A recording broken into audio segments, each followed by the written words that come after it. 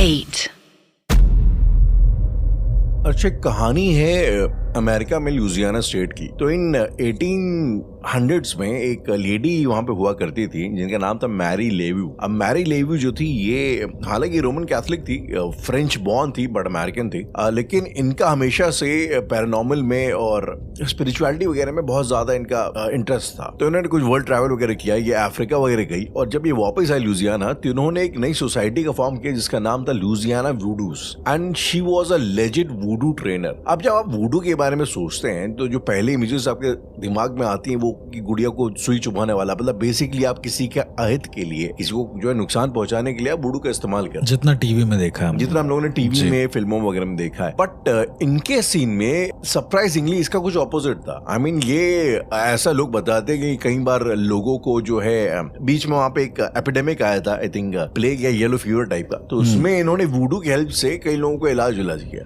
Okay. And on top of that ये कई बार इन्होंने जो है कई जो लोगों के बच्चे खो जाते थे उनको ढूंढने की जो है वूडू के थ्रू कोशिश करी वगैरह वगैरह। इनफैक्ट जब इनकी मौत हुई थी तो लुजियाना स्टेट में मतलब इनके उसमें जनाजे में 1000-2000 जनता वहां से आई थी। She was that popular is what I am trying to say. ठीक है। The point I am trying to make यहाँ पे कि इस मैरी लेव्यू का वूडू का इस्तेमाल इज वेरी डिफरेंट जो हम लोग वूडू को इमेजिन करते हैं। एंड वूडू एक तरीके से, तब मुझे रियलाइज हुआ, वूडू भी तो यार एक तरीके से एक प्राण प्रतिष्ठा है जो हम लोग शायद मंदिरों में करते हैं जी। तो ऐसा कुछ क्या जो वूडू की किस्म का, क्या हमारे कल्चर में ऐसा कभी कुछ रहा है? और ये जो नेगेटिव प्राण प्रतिष्ठा वाला जो कॉन्सेप्ट है, मुझे ऐसा लगता है कि ये वूडू जो आप बता रहे हैं, कि पहले तो इस पे बात कर लेते हैं क्या वूडू से कुछ अच्छा हो सकता है, फिर नेगेटिव प्राण प्रतिष्ठा की ओर जाते हैं। तो जैसे हमने बताया कि आसाम मायोंग का जो तंत्र है, बेसिकली अभी गुप्त मायोंग भी एक जगह है, ये आपको पता है कि एक आसाम में एक ऐसी जगह है जिसमें कोई एक नदी आती है, उसको क्रॉस करने के बाद एक गुप्त मायोंग आता है। ओके। और वहीं पर ओरिजिनल तांत्रिक आज भी बसर करते हैं। आज भी वो वैसे ही कि आपको मुर्गा बना देंगे, आपको कोई जानवर बना देंगे, आज भी वो लोग एग्जिस्ट करते हैं। उस साइड कोई जाता नहीं है और ना उस साइड के लोग इधर आते हैं। ऐसा शायद बीच में एक बार हुआ था कि वो रास्ता खुल गया था और लोगों ने जाकर वहां देखना शुरू कर दिया था। वैसे अगर आप ऐसे मायोंग जाएंगे ना तो आपको इतना सब कुछ नहीं देखने को मिलेगा। आपको ऐसे ही मतलब सब नॉर्मल, ऐसा नहीं कि हर घर में ब्लैक मैजिक हो रहा है या ऐसा कुछ नहीं। वहां पर बेसिकली एक जंगल है, एक स्पेसिफिक नदी है, उस नदी को क्रॉस करेंगे तब आपको गुप्त मायोंग मिलेगा, वो प्लेस मिलेगा जहाँ पर ये सब होता है, वुडू वाला चीजें और ये सब चीजें। मतलब एक पर्टिकुलर ट्राइब है जो ये काम करती है, जो उन जंगलों में रहती है, ऐसा कुछ? वो पर्टिकुलर मायोंग के लोग हैं बेसिकली, वो बहुत पहले के मायोंग के लोग हैं और ऐसा कहते हैं उनकी उम्र 300-400 साल से ऊपर है। वो लोग अभी भी, हाँ, वो लोग अभी भी जीवित हैं। मतलब कुल मिला के वुडू का कॉन्सेप्ट इंडिया में भी रहा है, इन अ वे इंडिया में ही रहा है, इंडिया में ही रहा है। मैं ऐसा कहना चाहता हूँ क्योंकि यहीं से शुरुआत हुई है। यह गुप्त मायोंग के लोगों ने ही इस चीज की शुरुआत करी और जो फॉरेनर्स आते थे वो यहाँ पर सीखने आते थे। कुछ ऐसे लोग भी हैं जो ये बताते हैं कि गुप्त मायोंग में बहुत सारे फॉरेनर्स गए और गायब हो गए, वो कभी लौटे ही नहीं वहाँ के लोग। और वो स्पेशली वुडू मैजिक सीखने के लिए आए थे कि आखिरकार ये वुडू मैजिक होता क्या है और कैसे होता है। वहाँ की भाषा में कुछ इसको और बोलते हैं, मुझे एग्जैक्ट नहीं पता, पर वो लोग प्रॉपर ये सीखने आए थे कि आखिरकार ये कौन सा तंत्र है जिसमें किसी के अंदर, मतलब किसी की ऊर्जा को एक गुड्डे के अंदर या किसी एक ऐसे आटे की लोई के अंदर डाल दिया जाता है जिसमें जान नहीं है। और जो आप बता रहे हैं कि इससे सही हो सकती है या नहीं हो सकती चीजें, ऑब्वियसली है कि अगर कोई इंसान का अहित हो सकता है तो हित भी हो सकता है उससे। बस ये है राइट, करने वाला होना चाहिए उस तरीके का। इनफैक्ट मैरी लियो की स्टोरी में तो मैंने ये भी सुना है, ये बहुत वियर्ड है, लेकिन जैसे कोई सर्जरी वगैरह होती कैंसर वगैरह में, तो उस तरीके से वो किसी की वुडू डॉल बनाती थी, प्राण प्रतिष्ठा करती होंगी इन अ वे, और उसके बाद वो उस डॉल के अंदर सर्जरी करती थी, इंसान सही हो जाता। अब ये यहाँ पे एक मिथ है जो चलता है, आई मीन एक स्टोरी है, कितनी सही कितनी गलत है I am not very sure about that, लेकिन ऐसी कुछ प्रैक्टिसेस उन्होंने की हैं। ओके। तो क्या फर्स्ट ऑफ ऑल ऐसा कुछ पॉसिबल है कि आप कोई अगर मरीज टाइप का है, वो आपके पास आता है, आप उसके एनर्जीज को एक डॉल में ट्रांसफर कर दें, उसके बाद डॉल में उसका इलाज करें और वो वहाँ सही हो जाए? नहीं, अभी तो आज की डेट में ऐसा पॉसिबल नहीं है। पर हाँ, पहले जो बेसिकली प्राण प्रतिष्ठा की जाती थी, प्राण प्रतिष्ठा भी नहीं बोलेंगे इसको, हम ये बोलेंगे उसके सूक्ष्म शरीर का प्रवेश कराया जाता था एक डॉल के अंदर या फिर एक मिट्टी के अंदर, एक मिट्टी के पुतले के अंदर उदाहरण के तौर पे। और ये वैदिक प्रैक्टिसेस में था। पर ये मैंने आपको बताया ना कि 8 रहस्यमय प्रैक्टिसेस हैं, जो गुप्त प्रैक्टिसेस जिनके बारे में कोई नहीं जानता कि कहाँ पे हैं ये, भी कौन कर रहा है कौन नहीं कर रहा है। इसको करने वाला भी चुप रहेगा आज की डेट में। तो वैदिक चिकित्सा के जरिए इसको किया जा सकता था, मंत्र चिकित्सा के जरिए, मतलब मिट्टी का पुतला बना के उस पर मंत्र विधान का उपयोग करना। मतलब ऐसा नहीं, अब जैसे मान लो किसी को कैंसर है, कुछ भी ऐसा है, या फिर जैसा भी कैंसर है, तो वो अब पुतले में कुछ ऐसे छेद करके निकाल दे रहे हैं कैंसर, वैसा टाइप वाला नहीं होता था। लेकिन हाँ, पुतला बना के उस पर मंत्र विधा करने का बहुत बड़ा प्रोसीजर था। तो अर्श, जो बेसिकली प्राण प्रतिष्ठा होती है वो भी एक किस्म का वुडू है। लाइक अगर हम लोग का वो पॉजिटिव वुडू है, आप ये कह लो। वो है, प्रोसेस ऑलमोस्ट सेम है। अब वुडू तो यार वही है कि एक नाम दे दी गया अंडरस्टैंडिंग के लिए। मतलब मंत्र विधान के जरिए आपके सूक्ष्म शरीर का प्रवेश किसी और चीज में कराना, ये आप मान लो वुडू, ठीक है। लेकिन उन्हीं मंत्र विधानों के जरिए ब्रह्मांड के किसी ऐसे बड़े कतरे का प्रवेश कराना, मतलब मान लो कोई दिव्य शक्ति का प्रवेश किसी एक निर्जीव चीज में करा देना, वो आप प्राण प्रतिष्ठा मान लो। तो अगर मैं आपसे पूछूं, मान लीजिए, चलिए ये राम जन्मभूमि की बात करते हैं, यहाँ पे जो रामलला की मूर्ति थी, तो उस मूर्ति में प्राण प्रतिष्ठा से पहले और बाद में क्या फर्क आ गया?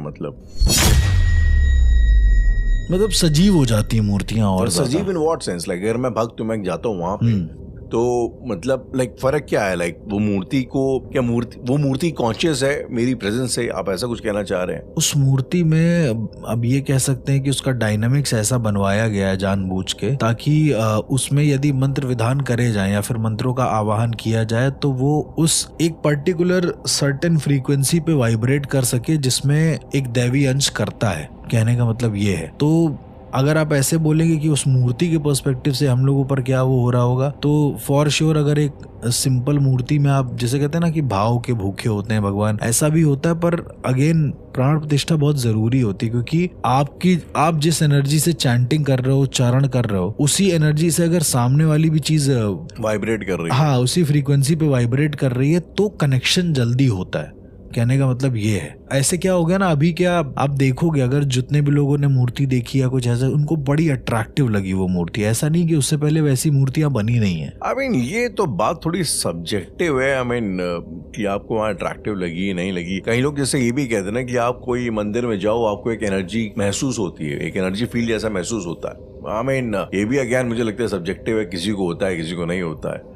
मतलब ये मेरा अपना पर्सनल मानना है कि अगर आप किसी ऐसे मंदिर में जाते हैं जहाँ पे प्राण प्रतिष्ठा हो रखी है, उसका जो ओज होता है, उसका जो बेसिकली उसके सामने चैंट करना या फिर उसके सामने खड़े होना थोड़ी देर के लिए, वो आपकी ऊर्जा को फॉर श्योर बदलता जरूर है कहीं ना कहीं। वो हमें पता ना चले बट ऊर्जा को बदलेगा जरूर एक तरीके से। तो coming back to the topic negative प्राण प्रतिष्ठा, क्या आपने कभी ऐसा कोई केस हैंडल किया है जिसमें एक कोई चाहे एक इंडिविजुअल रहा हो, एक आदमी रहा हो, या एक कल्ट रहा हो जिसने किसी मूर्ति के ऊपर, जैसे हम लोगों ने शायद हेरिटेज जैसी फिल्मों में देखा है कि वो जो है एक मूर्ति के ऊपर उनका विश्वास है, एमोन के ऊपर, हाँ, एमोन के ऊपर जो है और उसकी पूजा पाठ चल रही। तो इस तरीके से क्या आपने कभी कोई कल्ट ऐसा एनकाउंटर किया आपने केसेस में? किए? बनारस चले जाइए आप, इस तरह के बनारस चले जाइए, इस तरह के हजारों कल्ट मिल जाएंगे आपको, इस तरह के पूरे एक।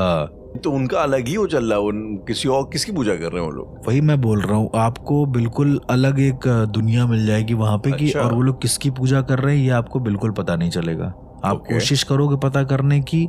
मैं बताता हूँ। तो बेसिकली बनारस में मुझे एग्जैक्ट याद नहीं है, 80 घाट के आगे जाते जब लंका की तरफ जा रहे होते हैं, वहाँ पे लंका एक जगह है बाय द वे, तो 80 घाट से लंका की तरफ जाते हैं तो वहाँ पे एक मंदिर पड़ता है, रास्ते में ही एक डेयरी है शायद उसके बाद। तो उस मंदिर का एक ये सिनेरियो है कि उस मंदिर के भगवानों पे आंखों में पट्टी बंधी हुई है। अच्छा, हाँ। अब अगेन इस तरह की हमने कई सारी वीडियोस देखी हैं जिसमें भगवान की आंखों में पट्टी बंधी है, और जैसे ही पट्टी हटाते हैं सामने जो पंडित खड़ा होता है शीशा लेकर, वो चिटक जाता है शीशा। उनका कहना, तो मैंने भी वीडियोस में देखा है कहीं, उनका कहना होता है कि भगवान की आंखों का तेज है जो वो सबसे पहले खुद को देखते हैं और तेज देख के शीशा जो है टूट जाता है। ऐसा कहने का मतलब है उनका। नहीं, पर जैसे मेरे पूछने का आशय ये था कि क्या कोई इस तरीके से किसी नेगेटिव एंटिटी की मूर्ति का प्राण प्रतिष्ठा करके उसकी पूजा उजा कर रहा है वहाँ पे? मैं वही आपसे बोल रहा हूँ, वो जिस तरह की मूर्ति की पूजा करते हैं, देखने में तो वो राम जी लगते हैं, ठीक है, अच्छा, लेकिन मूंछें हैं उस मूर्ति के, और एक हाथ जो है जैसे आप मूर्ति देखोगे तो वो एक्चुअली एक हाथ टूटा हुआ है, वो राम जी का मंदिर नहीं है, उसमें Okay. कहीं मेंशन नहीं कि वो राम जी का मंदिर है, लेकिन उसमें एक इंसान खड़े हुए हैं और उसके बाद उनके आंखों पे पट्टी बंधी हुई है, एक हाथ लेजिट, जैसे आपने कभी काली माता की ऐसी कोई मूर्ति देखी जिसमें वो नरमुंड पकड़े होती हैं कोई ऐसा जी, करके, जी. तो नरमुंड के नीचे कैसे रेड रेड सा वो लोग बना देते हैं ऐसे कि मतलब कटा हुआ गला है, उसी तरीके से सेम वो लोगों ने ऐसा बना रखा है कि जो धनुष पकड़े इंसान खड़ा है उसका दूसरा हाथ जो है वो फटा हुआ है, मतलब उस पर खून लगा हुआ है ऐसा करके, रियल खून नहीं, मतलब वैसा उन्होंने आर्ट वर्क बना रखा है। तो अब एक हाथ फटा है और एक हाथ में ऐसे जो है धनुष लिए, दूसरे आंखों में पट्टी बंधी हुई है, तो ये किस तरह का मंदिर था ये मुझे नहीं समझ में आया। खैर, और ताज्जुब की बात ये है कि ये रोड के साइड में ही बना हुआ है, सबसे बड़ी बात ये है। हाँ, इससे मुझे एक बड़ी इंटरेस्टिंग चीज याद है यर्श, कहते हैं कि जमाने में, मतलब मैं उत्तराखंड से आता हूँ, तो एक जमाने में जो नेपाल के गुरखास थे, उत्तराखंड के लोगों का और नेपाल के गुरखास के राजाओं के आपस में लड़ाई हुई। Okay. और यहाँ के लोगों ने, क्योंकि उत्तराखंड में उस टाइम पे पूजा पाठ तंत्र वगैरह बहुत ज्यादा हुआ करता था, तो इन लोगों ने एक बड़ी अजीब सी प्रैक्टिस है जो शायद कुछ जगहों में अभी भी हो रही है। एक पर्टिकुलर कम्युनिटी है, तो वो काली माँ के साधक हैं आई गेस, एंड इन लोगों ने क्या किया, ये एक तरीके की मूर्ति बनाते थे काली माँ की, उसकी कुछ प्राण प्रतिष्ठा होती थी और उसके बाद वो मूर्ति की आंख फूटी होती थी। क्या होती थी? वहाँ मूर्ति की आंखें फोड़ देते थे। ओके। मूर्ति की आंखें फोड़ के फिर वो जहां अगर मान लो बैटलफील्ड है उसके बहुत पास जा करके उसकी स्थापना करते थे। तो उनका ये विश्वास था कि काली माँ इनका विनाश करेंगी या ये है वो है। तो अब ये उस टाइम की बात है जब कि यहाँ की आर्मी ऑलमोस्ट हार चुकी थी गुरखाओं से। गुरखाओं ने काफी हद तक जो मारकाट मचा दी थी और ये डेस्परेट अटेम्प्ट्स थे उनको वार्ड ऑफ करने के। और कहते हैं कि इसके बाद जो है जो गुरखास की आर्मी थी उसमें आई थिंक जैसा प्लेग व्लेग टाइप का फैल गया, कुछ ऐसा फैल गया, तो काफी कुछ लोग कुछ टाइम के लिए लोग बैक ऑफ कर गए। बाद में आए जो तो आंखें फोड़ के रखने का क्या मतलब? ये मुझे भी समझ में आया, तो आई जस्ट थॉट कि लास्ट को मतलब ये चीज मैंने बहुत पहले कभी सुनी थी यार कि ऐसा भी। और वो कम्युनिटी कुछ है, वो अभी भी शायद वो आई थिंक जैसे शामन्स टाइप के वो हैं, वो अभी भी ये चीज करते हैं कहीं ना कहीं। मुझे लगता है ये पूरी एक कम्युनिटी ही है जो इस तरह का काम करती है कि मूर्ति खंडित करके, हाँ, मूर्ति को खंडित करके वो उनकी आराधना करती है। तो एक ये वही हो जाता है कि जो स्पेसिफिक डायनामिक्स है भगवानों का, या फिर उनके जो पूजा पाठ करने के लिए जिस मूर्ति में उनका आवाहन करते हैं उसका जो स्पेसिफिक डायनामिक्स है वो उसको चेंज करके उस डायनामिक्स को हल्का सा बदल देना।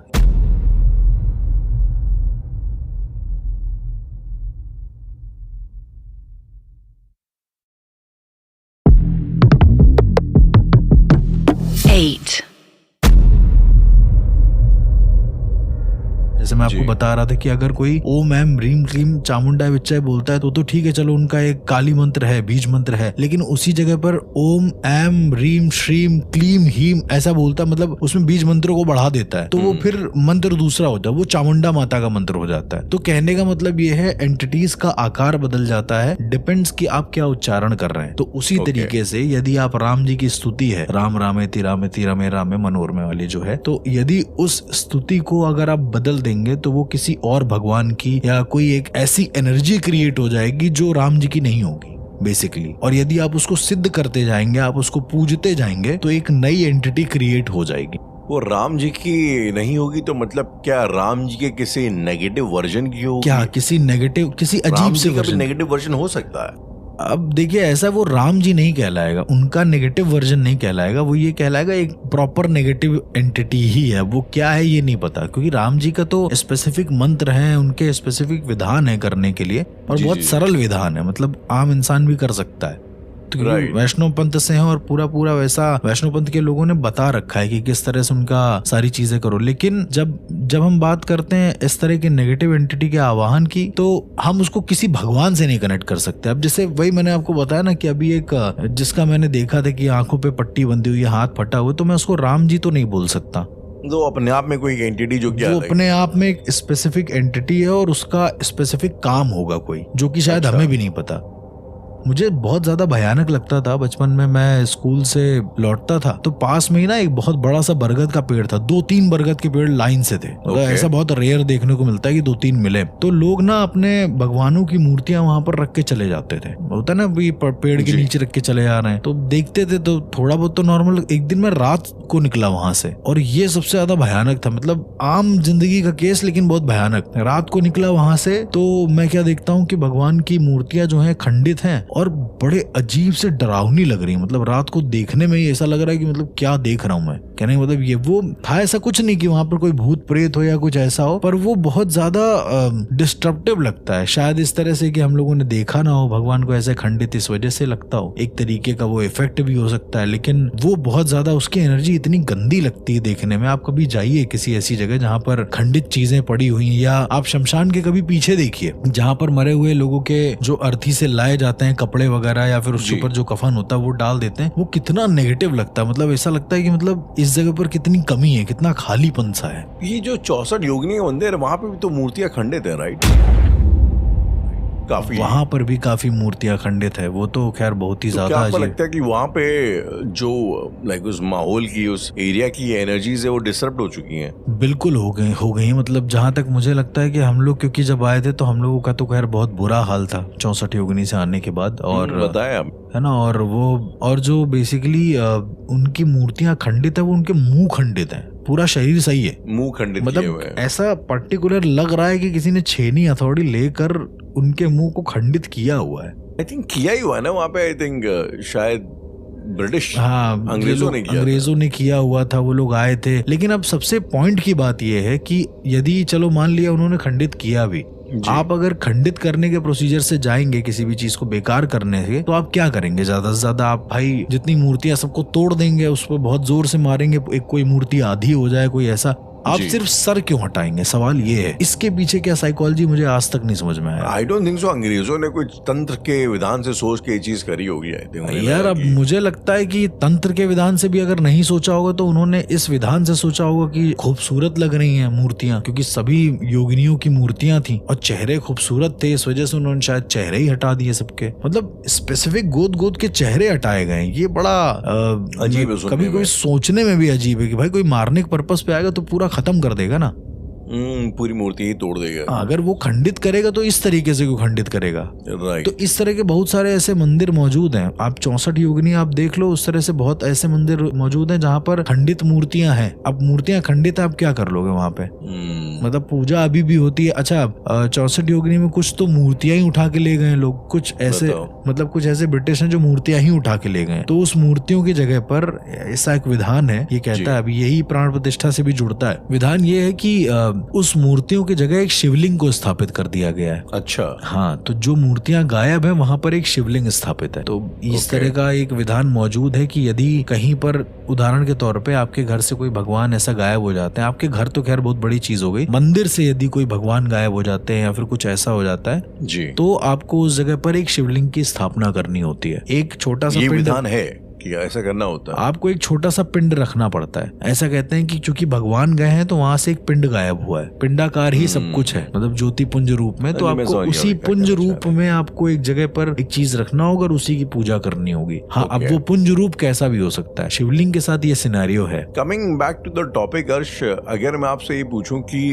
जो ये नेगेटिव प्राण प्रतिष्ठा का जो कॉन्सेप्ट है, क्या इसका इस्तेमाल किसी प्रकार के एग्जॉर्सिज्म में क्या किया जा सकता है? कि अगर मान लो कोई बंदा पोजेस है और जिस एंटिटी से वो पोजेस है, आप एक मूर्ति बना करके उसकी प्राण प्रतिष्ठा इसमें करवा दें या ट्रांसफर करवा दें या मतलब समथिंग। हाँ, ऐसे कुछ लोग करते हैं कि ये पोजीशन तो पॉसिबल है इसके जरिए। मतलब लोग पोजेस होते हैं, मतलब ऐसा नहीं है जो हम लोग टीवी में दिखाया जाता है वो बहुत झूठ होता है, बिल्कुल सही भी होता है कभी कभी। मुझे आज भी याद है, एक फियर फाइल्स का एपिसोड याद है, और उस एपिसोड में मैं आपको बता रहा हूँ इतना एक्यूरेट वुडू मैजिक दिखाया गया था, इतना एक्यूरेट कि मैं मतलब सोचने पे ये मजबूर हो गया था कि आखिर ये लोगों ने मतलब इस चीज को अलाउ कैसे किया। वो बहुत एक्यूरेट एपिसोड था। और मुझे एपिसोड का वो नहीं याद है कि कौन से नंबर का एपिसोड था, पर सीजन 1 का एपिसोड था वो। तो उसमें बेसिकली क्या था राहुल, कि एक औरत होती है, वो वुडू मैजिक करती होती है जी, और किराए पे रह रही होती ऊपर, कुछ इस तरह की कहानी थी। दो बहनें होती हैं, वो देखती हैं उसको और फिर उसके कमरे में जाती हैं तो पता करती हैं कि एक बच्चे का शव रखा है, उसके सामने एक वुडू डॉल। अच्छा, ऐसा केस एक बार हो चुका है मायोंग आसाम में कि मतलब औरत एक पकड़ी गई थी जिसके घर में उसी का मरा हुआ बच्चा रखा हुआ था और वो अपने मरे हुए बच्चे के सामने जो है वुडू तंत्र का उपयोग करती थी। उसका ये मानना था कि वो अपने बच्चे को जिंदा कर सकती है, लेकिन एक दूसरा तरीका है। वो अपने बच्चे को किसी और की आत्मा सबसे पहले वुडू डॉल में डालेगी, उसको सिद्ध करेगी और उस आत्मा को अपने बच्चे के अंदर डालेगी। तो उस औरत का ये मानना था कि जब वो ऐसा करती है तो रात को एक स्पेसिफिक टाइम पर उसका बच्चा जिंदा होता है, घर से निकलता है, शमशान जाता है, वहां पे जहाँ पे उसको जलाया गया, वहां पे जहाँ पे उसको जलाने के लिए ले जाया गया था जी, वहां पर वो खड़ा होता है और वहां पर अपनी माँ से बात करता है। उसके शरीर को समाव उसने रोक लिया था, शरीर पर लेप लगा रहता है उसके पूरा का पूरा, और वो बच्चा उसके पास था करीबन 1-2 साल तक था। कई सारे ऐसे भी केमिकल्स आते हैं ना जो शरीर को प्रिजर्व रखते हैं प्रॉपर अच्छे तरीके से। मुझे एग्जैक्ट नहीं पता कि क्या होता है क्या नहीं होता, बट उसने रखा हुआ था और वो यही काम करती थी। देखा कैसे कि किसी ने ऐसा नोटिस किया कि वो जो बच्चा है वो रात को, मतलब कोई तो है जो रात को जा रहा है। जब वहां के मकान मालिक ने इस चीज को देखा, नोटिस किया, पहले तो उनको लगा कि ये औरत ही जा रही है, पर जब उन्होंने ये नोटिस किया कि एक बच्चा जा रहा है साथ में तो उन लोगों ने पीछा किया उसका और उन्होंने देखा कि वो औरत के साथ वहां पे खड़े होकर बात कर रहा है और बात करने के बाद जो है बच्चा बेहोश हो जा रहा है। वो माँ प्रॉपर उठा के लेके आ रही है उस बच्चे को घर के अंदर। बड़ा मतलब बहुत ही खौफनाक नजारा था जिसने भी ये चीज देखी थी। फिर पुलिस को बताया गया। फिर ऐसे तंत्रों में क्या होता है ना कि यदि साधना भंग हो जाए या जो यंत्र बनाया गया है घर में अगर उसको भंग कर दिया जाए तो आपका पूरा का पूरा वुडू मैजिक खत्म हो जाता है। यदि मैंने एक छोटा सा यंत्र बना दिया है और उसमें हम नियमित पूजा कर रहे हैं या जो भी कर रहे हैं, तो अगर कोई तीसरा पर्सन आके उस पर लात मार देगा तो मेरा पूरा वुडू मैजिक खंडित हो जाएगा। इसीलिए कहते हैं कि वुडू मैजिक को करने वाले जो लोग होते थे वो किसी ऐसी जगह पर वुडू मैजिक करते थे हाँ, जो एकदम दिखे ना कि अब उस जगह पर यंत्र क्या बनाया गया है। जब यंत्र नहीं दिखेगा तो तुमको तंत्र नहीं समझ में आएगा। वही मैं कह रहा हूँ, तीनों एक दूसरे से कनेक्टेड होता है। तो क्या इसका मतलब ये है अर्श कि हिंदुइज्म में हम लोग कुछ भी, अगर आपको नॉलेज है तो आप कोई भी यंत्र बना सकते हैं और उसको जो है आप सिद्ध कर सकते हैं, सिद्ध कर सकते हैं, प्राण प्रतिष्ठा उसके अंदर कर सकते हैं। बिल्कुल, वो जो है काम करेगा आपके लिए। यंत्र, वही मैं बोल रहा हूँ, मूर्ति भी तो एक यंत्र ही है एक तरीके का। हाँ, आई मीन एग्जैक्टली, मूर्ति भी एक तरीके का यंत्र ही है। हाँ, बस वो 3D यंत्र है। 2D यंत्र भी बनते हैं। 2D यंत्र की ताकत और सही होती है, और सही होती है और कम होनी चाहिए। कम तो नहीं होती है, एवरेज होती है, बराबर होती है दोनों। तो जो लक्ष्मी यंत्र वगैरह ये सब जो यंत्र होते हैं तो क्या आपको लगता है कि ये इम्पैक्ट करते हैं चीजों को? देखिए, शंकराचार्य जी ने ना श्री यंत्र की स्थापना करी कई बार। उनको श्री यंत्र की श्री विद्या मिली थी उनके गुरु से, और उसके बाद जो है उन्होंने श्री यंत्र को स्थापित किया था वेंकटेश्वर स्वामी टेम्पल में। ठीक है, कई सारे टेम्पल्स में उन्होंने श्री विद्या को प्रोवाइड किया था। श्री विद्या मतलब ऐसी विद्या, देखिए कुल होते हैं ना, श्री कुल, काली कुल, 10 महाविद्याओं में मैंने आपको बताया था कि अलग अलग कुल होते हैं और अलग अलग कुल की अलग अलग देवियां होती हैं। ठीक है, काली कुल की देवियां जो बड़ी उग्र होती हैं, श्री कुल की देवियां जो बड़ी सौम्य होती हैं पर येट खतरनाक होती हैं। तो श्री कुल मतलब श्री यंत्र जो है भगवान शंकराचार्य ने जब स्थापित किया था तो उस यंत्र की इतनी ताकत थी कि वो कभी भी लक्ष्मी जी को बुला सकते थे, मतलब स्वयं माता लक्ष्मी को बुला सकते थे कभी भी आवाहन पे। तो वो उस यंत्र की ताकत थी। तो उनके पास ये विद्या थी कि वो कभी भी किसी भी भगवान को बुला सकते थे धरती पर और उनसे बातचीत कर सकते थे बड़े आराम से। तो हाँ, मतलब जो तंत्र होता है, यंत्र होता, मंत्र, ये तीनों एक साथ अगर मिल जाए तो आप किसी चीज में नेगेटिव प्राण प्रतिष्ठा कर सकते हो, जैसे उसकी माँ कर रही थी अपने बच्चे के अंदर। और यदि उसी जगह पर आपके भाव सच्चे हो तो स्वयं राम दरबार जैसी चीजें बन सकती हैं।